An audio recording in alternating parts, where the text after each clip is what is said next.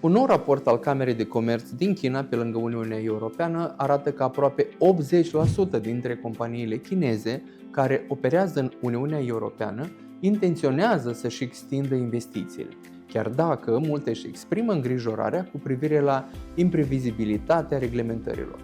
Investițiile directe chineze în UE au crescut cu aproape 30% în 2025.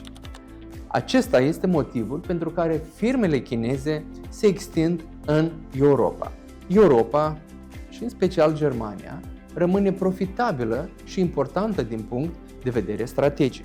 Piața Germaniei avantajează tehnologia înaltă, talentul puternic în inginerie și clustere industriale deja stabilite, care se aliniază îndeaproape cu sectoarele în care firmele chineze, adică vehicule electrice, baterii, inteligența artificială, energie regenerabilă, se așteaptă la o creștere a veniturilor mai mare de 10% în Europa.